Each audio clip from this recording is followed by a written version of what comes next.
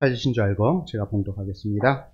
그때 욥의 친구 세 사람이 이 모든 재앙이 그에게 내렸다 함을 듣고 각각 자기 지역에서부터 이르렀으니 곧 대만 사람 엘리바스와 수아 사람 빌닷과 나아마 사람 소발이라. 그들이 욥을 위문하고 위로하려 하여 서로 약속하고 오더니 눈을 들어 멀리 보매 그가 욥인 줄 알기 어렵게 되었으므로 그들이 일제히 소리질러 울며 각각 자기의 겉옷을 찢고 하늘을 향하여 티끌을 날려 자기 머리에 뿌리고 밤낮 7일 동안 그와 함께 땅에 앉았으나 욥의 고통이 심함을 보므로 그에게 한마디도 말하는 자가 없었더라. 어떻게 나타날까요? 이 사람이 믿음이 있다, 믿음이 없다, 이것을 알 수 있는 게 무엇일까요? 말과 행동에서 그 사람에게 믿음이 있는지 없는지가 잘 드러납니다. 특별히 말이라는 것. 참으로 우리가 쉽게 말을 하지만 그 쉽게 말하는 것으로 인해서 상처받는 사람들이 참 많이 있다라는 사실이에요. 특별히 가까이 있는 지체들에게 그리고 가족들에게 나의 생각 없는 말 한마디가 그 사람의 마음을 핥히는, 상처받게 하는 그런 일들이 참으로 많다. 그래서 오늘 말의 제목이 남을 비판하지 말라라는 말씀의 제목입니다. 이 말씀을 통하여 우리 큰 은혜를 받는 저와 여러분 되기를 주님의 이름으로 축원합니다. 최근 우리 기독교 출판계에 많이 보면은 가장 많은 책 주제 그리고 그 인물을 꼽는다면은 인물로는 욥을 뽑을 수 있을 것 같아요. 그래서 요새 기독교 관련된 도서를 쭉 보게 되면 욥기에 관련된 책이 참으로 많이 있습니다. 그리고 대표적인 그 주제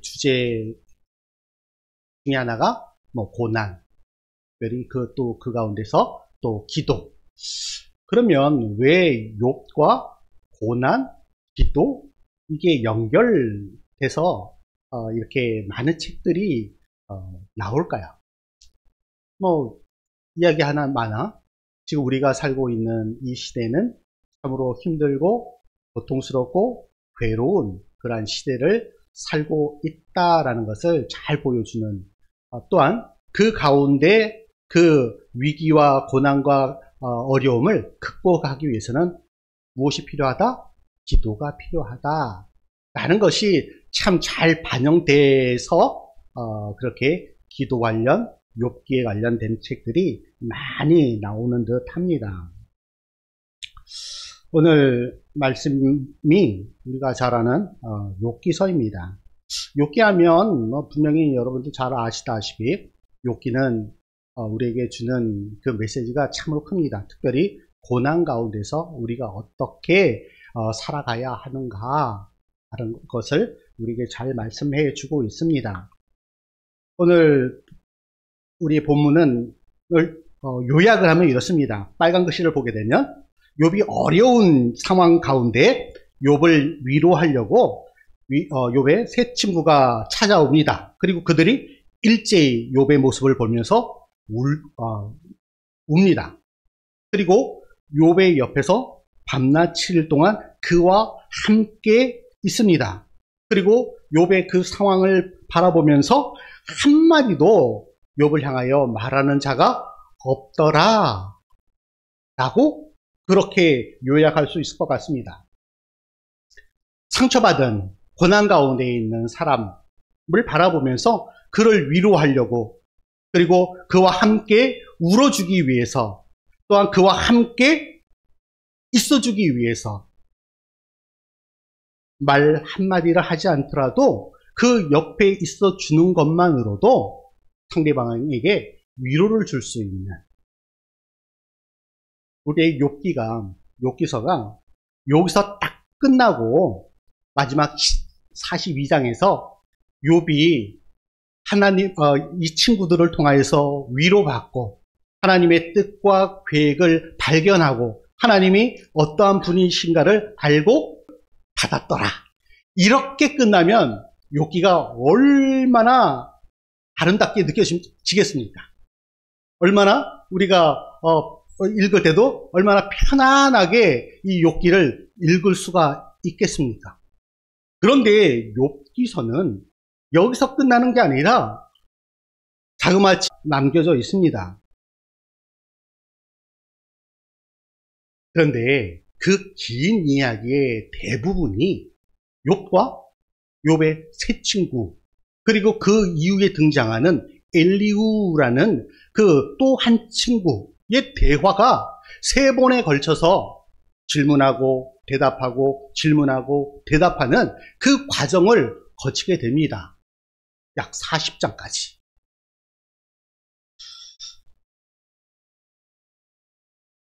인간을 이야기할 때 사람 인자가 있습니다. 한자인 사람 인자를 머리를 한번 떠올려 보세요. 어떤 형태로 되어 있습니까? 힘든 한편이 다른 한편에 기대고 있는 듯한 그러한 형태입니다. 그렇죠? 또 다른 한편에서는 지친 상대에게 기꺼이 자신의 어깨를 주는 그 형태가 바로 사람 인자입니다. 그렇기에 이 사람 인자를 봤을 때도 사람은 혼자 살아가는 것이 아니라 함께 더불어 때로는 내가 지쳤을 때 기댈 수 있는, 때로는 지친 상대를 위해서 내 어깨를 줄 수 있는 그러한 관계, 그것이 바로 인간 관계다라는 사실이에요. 우리 성경에 보면 주인공이 있고 세 친구가 나오는 경우가 두 번이 있습니다. 우리가 잘 아는 오늘 본문에 나와 있는 욥과 세 친구, 그리고 다니엘과 세 친구 있어요. 그런데 요 세 친구의 하는 행동을 보면 전혀 달라요. 전혀 달라요. 다니엘의 그 세 친구는 고난 가운데에서 함께 동참하고 서로 그 고난에 외면하지 않고 회피하지 않고 함께 그 고난에 동참하고 있는 모습을 볼 수가 있어요. 그런데 욥의 세 친구는 고난 가운데에 있는 그 욥을 향하여 엄청난 비난의 화살, 말로 상처를 주는 그 세 친구를 볼 수가 있습니다. 같이 욥을 위로하고 함께하고 있었던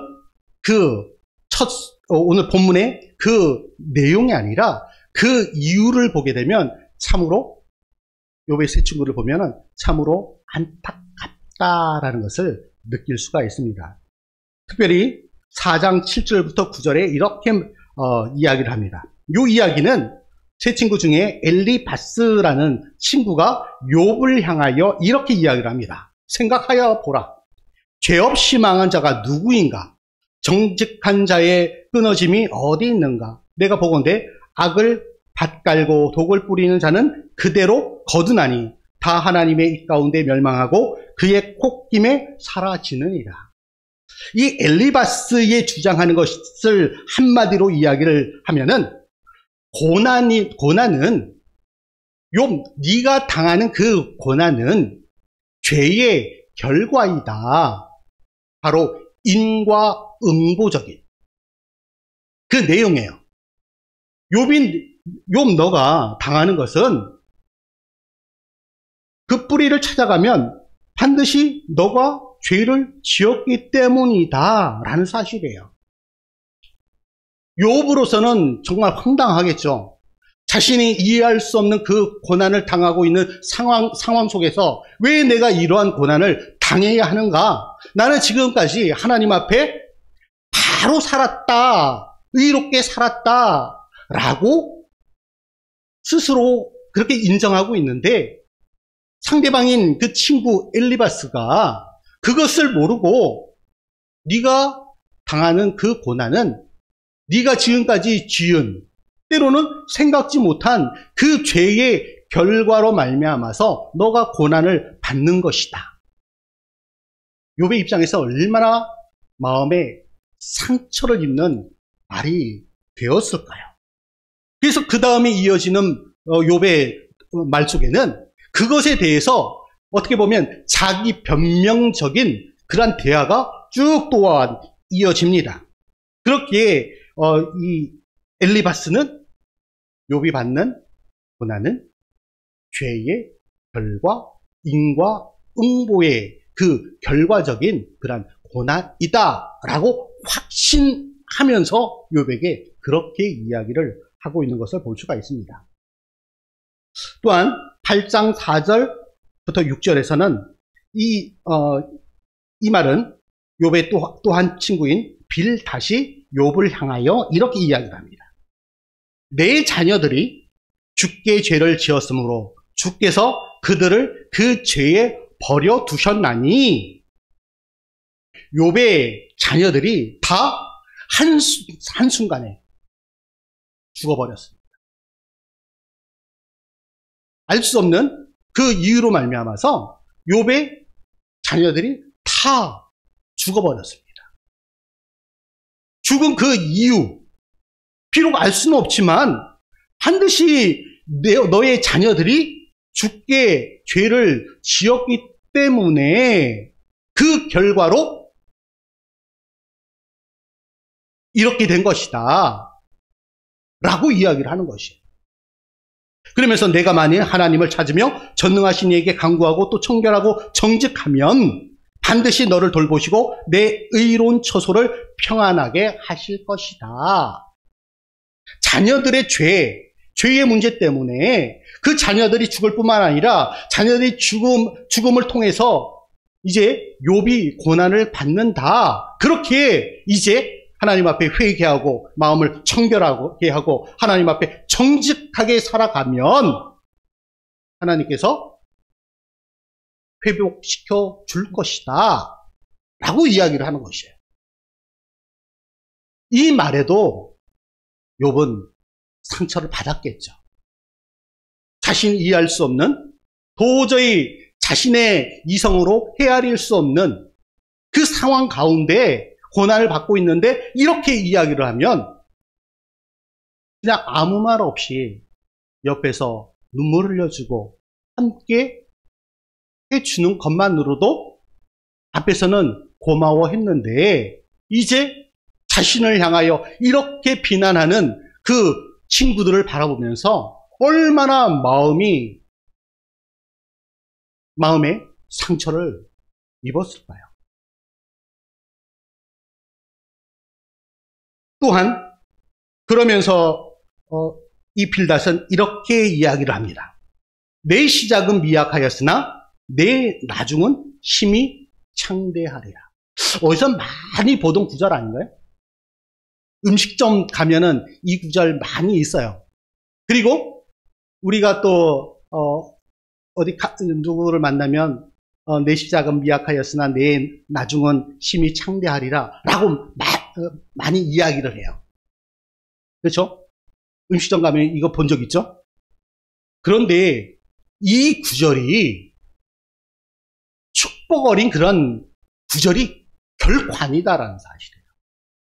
이것은 빌닷이 욥의 친구 빌닷이 고난 가운데 있는 욥을 향하여 비난하듯이 그렇게 이야기를 하고 있는 구절이에요. 그래서 우리가 이 구절을 함부로 사용을 하면 안 된다라는 것이에요. 이 뉘앙스는 요 말의 뉘앙스는 이래요. 야, 네가 의롭다고 하는 욥, 네가 당하는 그 고난은 네가 결코 의롭고 이런 것이 아니라 네가 죄를 지었기 때문에 네 자녀가 알 수 없는 그 죄를 지었기 때문에 이러한 고난을 당하는 거야. 이제 하나님 앞에 회개. 그렇게 하면 비록 지금은 회개하고 하나님 앞에 바로 서는 지금 이 순간, 이 시작은 미약할지 모르지만 그 이후에는 하나님께서 큰 축복으로 너의 인생을 창대하게 할 거야. 그러니 하나님은 빨리 해. 이런 뉘앙스예요. 그러면서 이렇게 또 이야기를 합니다. 청하건대 너는 옛 시대 사람에게 물으며 조상들이 터득한 일을 배울지니라. 우리 옛말에 이런 말이 있죠. 핑계 없는 무덤 없다. 그리고 아니 땐 굴뚝에 연기 나랴. 옛부터 내려오는 우리의 조상들, 그 조상들로부터 내려오는 어떤 전통, 그것을 통하여서 너는 배워야 된다. 그것이 무엇이냐? 바로 인과응보라는 것이에요. 아니 땐 굴뚝에 연기 날 일 없고 핑계 없는 무덤 없다. 네가 그렇게 핑계를 대고 자기 변명을 하지만 반드시 그 속에는 우리는 알 수 없는 어떤 문제점이 있다. 죄악이 있다. 라고 그렇게 이야기를 하는 것이에요. 또 한 친구가 있습니다. 소발이라는 친구예요. 소발이라는 친구가 욥에게 이렇게 이야기를 합니다. 욥기 11장 14절부터 15절 말씀이에요. 내 손에 죄악이 있거든 멀리 버리라. 불의가 내 장막에 있지 못하게 하라. 그리하면 내가 반드시 흠 없는 얼굴을 들게 되고 굳게 서서 두려움이 없으리니. 이 소발의 이야기를 축약하면 이래요. 하나님이 죄를 다 알고 있으니 미련하게 하나님 앞에 숨기지 말아라. 하나님은 모든 걸 다 아시는, 천지만물을 창조하시고 인간의 생사화복을 다 아시는 분이시다. 그 앞에 무엇을 숨기느냐? 너의 안에 있는 모든 죄악들을 낱낱이 하나님 앞에 아뢰라. 그리하면 하나님께서 자비를 베풀어 주실 것이다. 용서하여 주실 것이다. 하나님의 그 긍휼을 베풀어 줄 것이다. 그러니 모든 것을 다 아시는 그 하나님 앞에 회개하고 돌아와라. 라고 이야기를 하는 것이에요.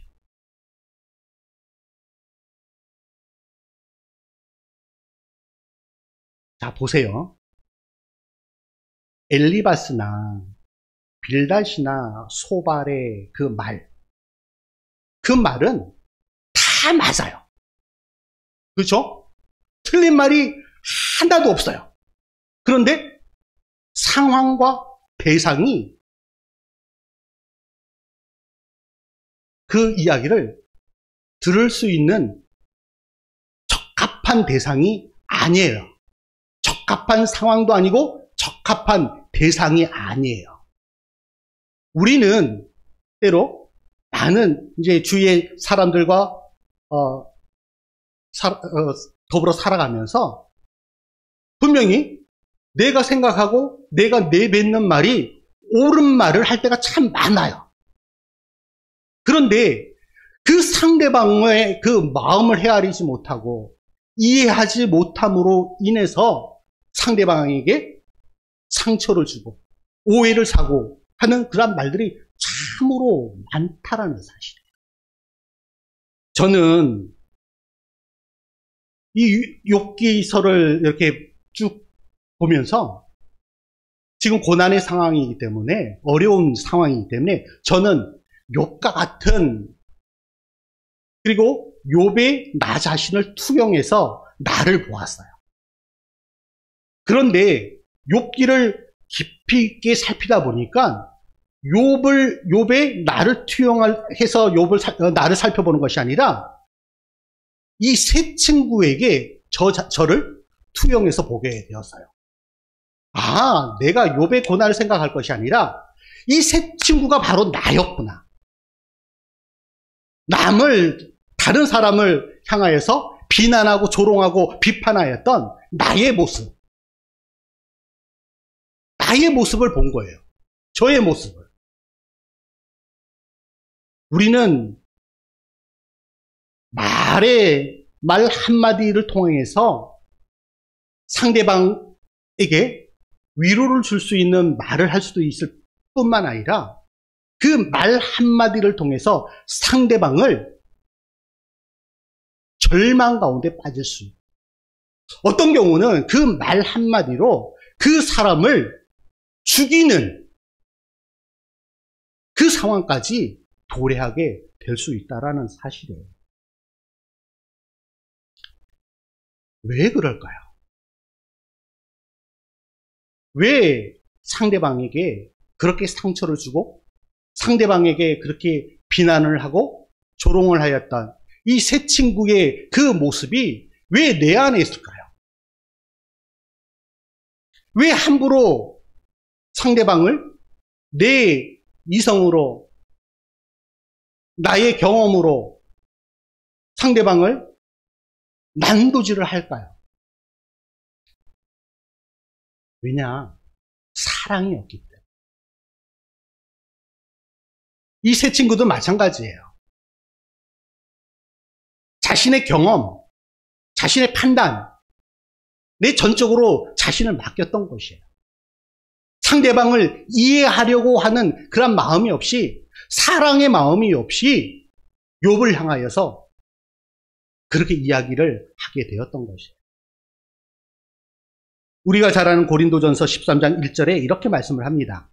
내가 사람의 방언과 천사의 말을 할지라도 사랑이 없으면 소리나는 부리와 울리는 꽹과리가 되고, 아무리 좋은 말을, 아무리 그 사람을 원하는 이야기를 한다 할지라도 그 가운데 사랑이 없으면 소리나는 부리와 울리는 꽹과리처럼 그냥 단지 소음이 될 뿐이다라는 것이죠. 사랑이 없어요.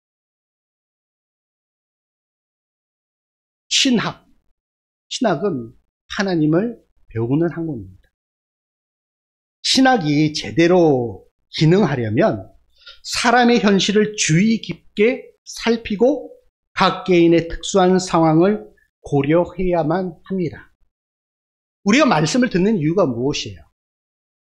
우리가 기도하는 이유가 무엇이에요? 물론 하나님과의 대화이기도 하지만 사람과의 그 관계를 아름답게 하기 위해서 우리가 기도도 하고 말씀을 보는 것입니다. 그러나 성경 지식만으로는 그것이 결코 되지 않습니다.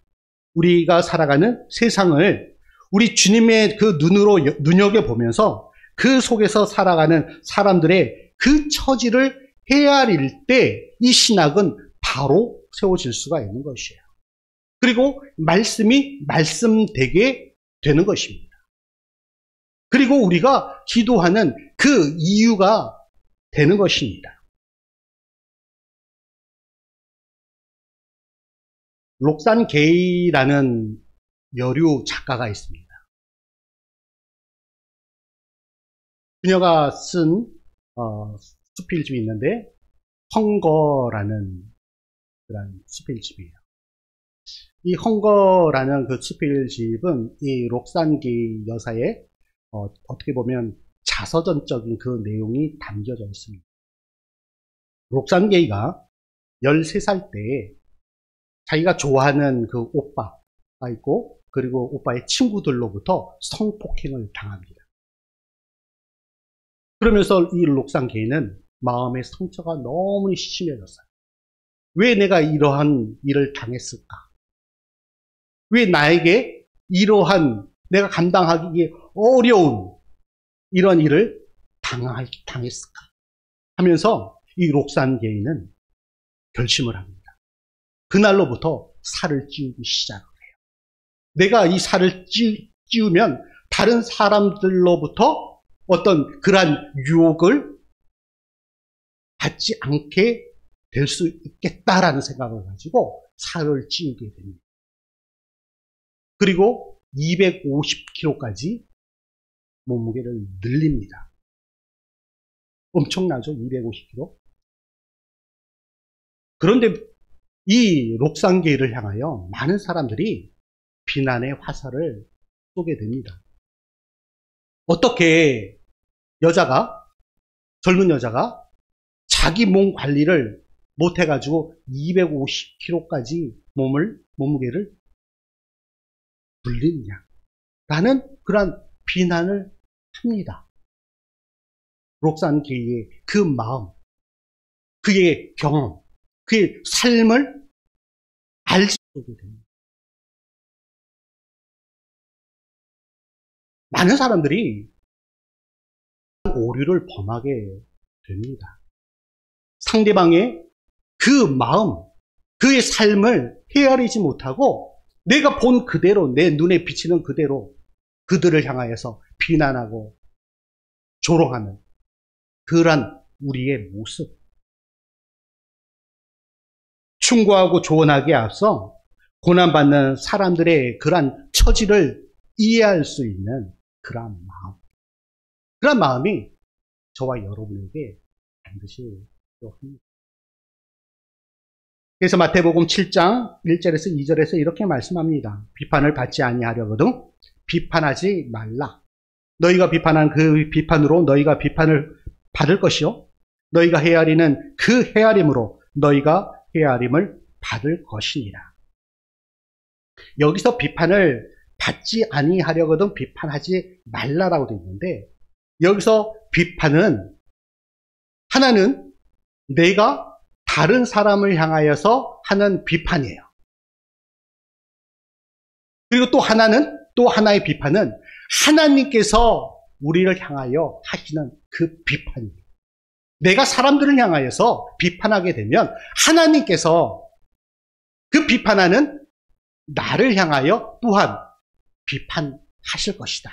하지만 내가 그 누군가를 향하여 헤아리는 마음, 긍휼의 마음, 사랑의 마음으로 그들에게 다가간다면 하나님께서도 나를 헤아리시고 긍휼로 위로하시고 사랑으로 베풀어 주신다라는 그러한 사실이에요.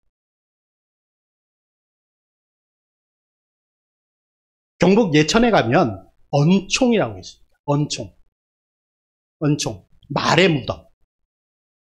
우리가 타고 다니는 그 말의 무덤이 아니고 우리 입으로 이야기하는 말의 무덤이 있어요. 그렇게 이 언총은 침묵의 상징이에요. 그 마을에 어떤 문제가 발생이 돼요. 서로 싸우고 다투고 언쟁하고 이러한 상황일 때 그 마을 사람들이 함께 이 언총에 모입니다.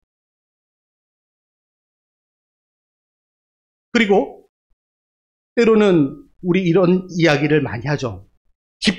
기분 나쁘게 들릴지 모르지만 내가 이렇게 얘기하면 너 기분 나쁘게 들릴지 모르지만 또 어쩔 때는 그쪽 너 걱정해서 내가 하는 말이지만 서두를 그렇게 시작하면서 쭉 이야기를 해요. 그럴 경우는 말하지 않는 게 좋습니다. 기분 나쁘게 들릴지 모르지만 그 다음 이야기는 이 말 자체를 할 필요 없는 것이에요. 그쪽 걱정해서 걱정하면은 그 말을 하면 안 됩니다. 이 마을에 이러한 말의 대잔치가 벌어졌을 때 함께 모여서 그러한 말들을 무덤에 묻어요. 그리고 나면 그 마을에 그러한 다툼이나 언쟁이 줄어든다고 합니다.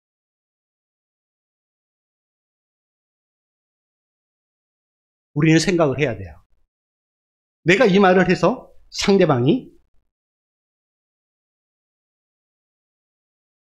상처를 받지 않을까? 내가 이 말을 통해서 그 누군가가 오해를 사지 않을까? 그거를 먼저 생각하고 말을 하고 행동을 해야 한다라는 사실. 사랑, 감사, 요거에 세 가지 유형이 있습니다. 저는 여기서 세 가지의 단계라고 했는데 세 가지의 유형. 첫 번째는 if, 뭐뭐 하면, 예. 당신이 나를 사랑한다면 나도 당신을 사랑할 수 있어. 우리 이런 사랑 많이 하죠. 당신이 나를 사랑하면, 나에게 이런 걸 해주면 나도 당신을 사랑할 수가 있어. 조건이에요, 조건. 지금 우리가 살아가는 이 세상, 참 이 조건적인 사랑이 또한 조건에 의해서 감사하는 경우가 참 많아요. 많은 세상 사람들이 그렇게 합니다. 우리 욥기를 보게 되면 사탄이 하나님 앞에 이렇게 얘기를 하죠. 욥이 하나님 앞에 이렇게 살아가는 거는 하나님께서 이렇게 하기 때문이 아닙니까? 이렇게 하지만 하나님께서 그런 모든 것을 없애버리신다면 조건적이에요. 어찌 욥이 그렇게 하나님 앞에 감사하며 그렇게 의롭게 살아갈 수가 있겠습니까? 또한 두 번째는 뭐뭐 때문에 내가 당신에게 이것을 내가 받았기 때문에 나는 또 받았기 때문에 하나님으로부터 내가 이것을 받았기 때문에 옆에 있는 사람들로부터 어떤 선물을 받았기 때문에 나도 합니다. 철저한 give and take예요. 주고받는 거. 이 또한 세상 사람들이 하는 그런 사랑의 방식이에요. 우리 그리스도인들에게 필요한 그 사랑의 유형, 사랑의 방식은 그러면 어떠한 사랑이 되어야 할까요?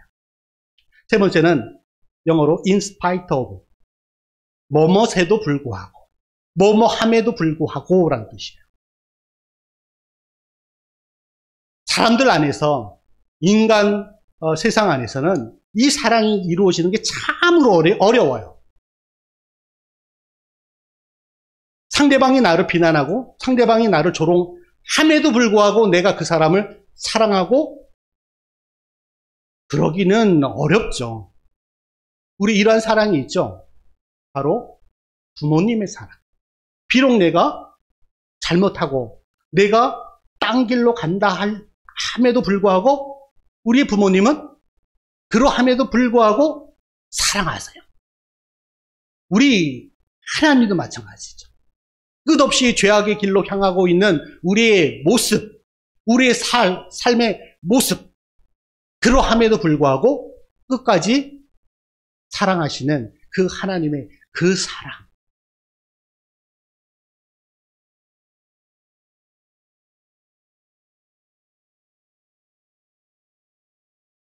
사탄과 새 친구들은 결코 이해할 수 없는 하나님을 향한 흔들리지 않는 그 신뢰와 사랑에 우리 자신에게도 그러한 사랑이 있는가 한번 돌아보아야 합니다. 요한복음 8장에 보면은 가늠한 여인을 여러 무리의 사람들이 예수님께로 끌고 오는 것을 볼 수가 있습니다. 그들의 손에는 돌멩이 하나씩 들려져 있습니다. 언제든지 그 가늠한 여인을 율법에 의해서 돌로 칠 준비를 하고 많은 무리들이 예수님과 가늠한 여인 주변에 늘 둘러져 있습니다. 그때 그 상황에서 예수님께서 무리를 향하여 이렇게 말씀하십니다. 너희 중에 죄 없는 자가 먼저 돌로 치라 하시고 다시 몸을 굽혀 손가락으로 땅에 쓰시니 그들이 이 말씀을 듣고 양심의 가책을 느껴 하나씩 죄 없는 자가 그 가늠한 여인을 향하여 돌을 치라 라고 해요. 그리고 예수님께서 땅에다가 무엇인가 쓰십니다.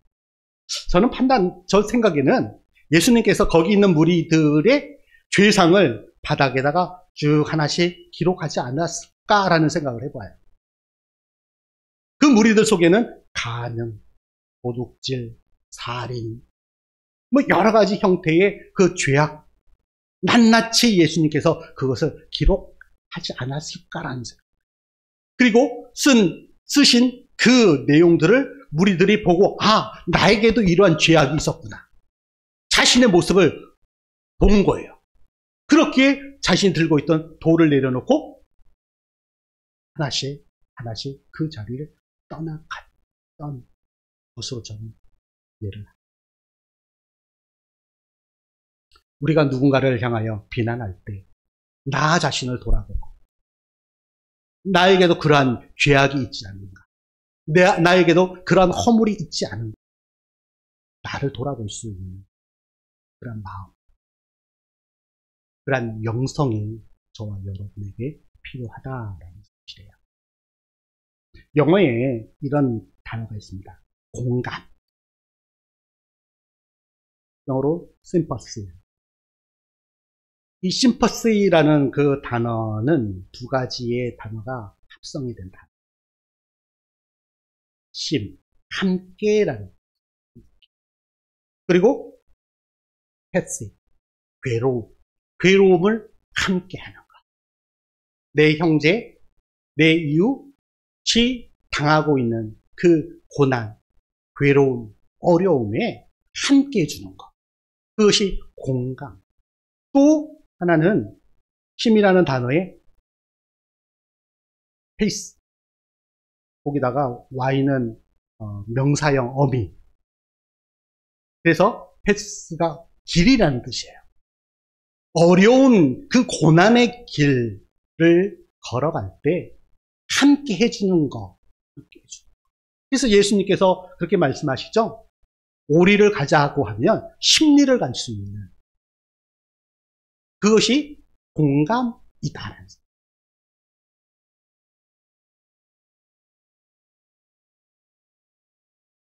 특별히 우리 그리스도인들에게, 크리스찬들에게 필요한 것이 공감 능력, 공감 능력.